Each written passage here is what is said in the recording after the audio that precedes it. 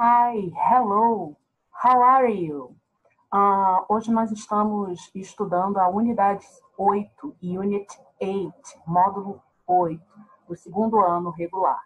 E o assunto de hoje vai ser Past Perfect. Past Perfect. So please open your book on page 654, tá? Abram o livro na página 654.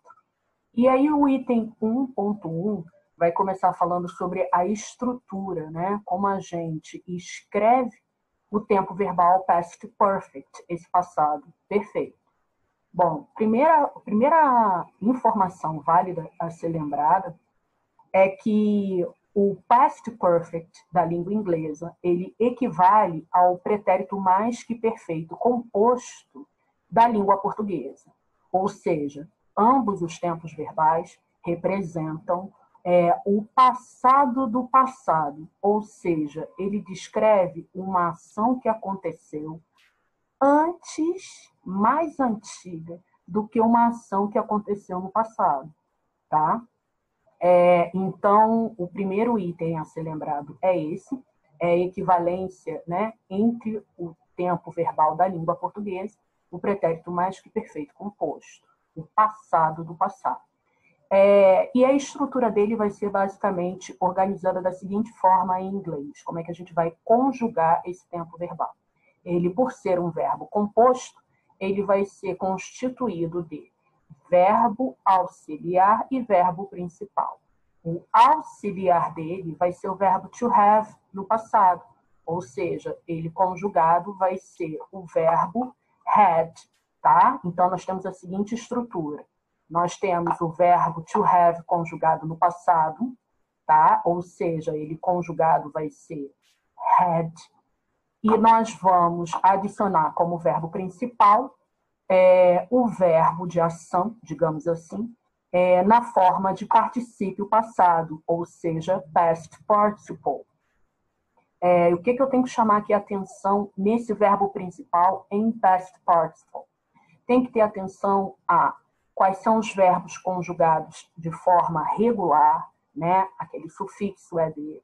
Quais são os verbos conjugados de forma irregular e ter atenção que alguns verbos conjugados na forma irregular, eles diferem do simple past, né? Do passado simples, para o particípio passado, né? Past participle. Então, a gente tem que rever. Normalmente tem, né, a tabela desses verbos conjugados, fácil de pesquisar, para a gente relembrar como é que vai ser a conjugação desses verbos, tá? O livro de vocês traz o seguinte exemplo. Karen tried to phone me at work, but I had already left. Karen tried to phone me at work, but I had already left. O que acontece? Para a gente entender essa ação passada e essa ação passado do passado, a gente tem que entender o que vai ser, aí na verdade a gente tem que retomar as ideias do que vai ser a oração principal e a oração subordinada. Elas têm correlação. O passado do passado vai sempre deixar uma pitada de curiosidade para a gente entender. Por exemplo, se eu simplesmente dissesse assim, but I had already left, mas eu já tinha deixado. Gente, a gente vai entrar na questão de, tá, mas já tinha deixado por quê? O que foi que aconteceu? Por que você está me passando a informação que você já tinha deixado? Né? E é isso, por ser uma ação passado do passado, ela sempre vai instigar uma oração principal, ou seja, uma ação passada. Karen tried to phone me at work. Notem que a ação passada, que é a mais recente entre as ações passadas, entre as duas ações, é a ação mais recente. É o passado mais próximo do presente. A Karen tentou me telefonar no trabalho. A Karen tentou telefonar no trabalho. mas eu já tinha saído. Né? Deixado o local de trabalho. E aí a gente pode notar o que é a oração principal, que vai ter um tempo conjugado, e aí sim é o foco da nossa unidade, que vai ser essa segunda oração, essa oração subordinada, esse passado do passado, que vai ser o past perfect, tá? O tempo conjugado, normalmente, past perfect. A Karen tentou me ligar no trabalho, mas eu já tinha saído. Ou seja, quando eu saí, é uma ação anterior à ação da ligação da Karen. Tá? Mas ambas as ações, a minha saída e a ligação da Karen, elas aconteceram no passado. Só que entre as duas ações, uma delas ainda é mais antiga, está mais no passado, que a gente chama isso do passado, tá? Então, Karen tried to phone me at work é o passado, ou seja, um passado mais próximo do presente. But I had already left é o passado do passado, ou seja, um passado mais distante ainda do presente. Provavelmente, em ordem cronológica, foi a primeira ação ocorrida no passado e depois há uma segunda ação ocorrida no passado. Tá? No ponto 1, ponto 2, são os usos do past perfect, que se encontram na página 654 and 655, tá? 654 e 655.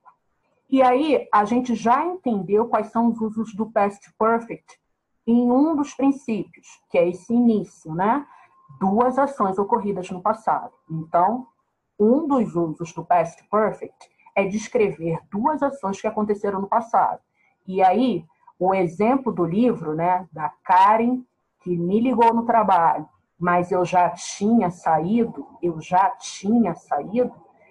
equivale a isso. As duas ações, né, as duas sentenças me descrevem ações passadas. Só que uma é um passado mais distante, passado do passado, e a outra é uma ação mais recente, né, um passado mais recente. Esse é o primeiro uso do past perfect. O segundo uso do past perfect é uma ação que aconteceu no passado, mas a gente não tem a marca temporal definida, ou seja, a gente não sabe quando aquela ação aconteceu no passado. A gente só sabe que é uma ação no passado. A gente não determina o quando. Don't tell me that sad story. I had already forgotten about it. Don't tell me that sad story. I had already forgotten about it. Então, eu dou uma primeira informação, né?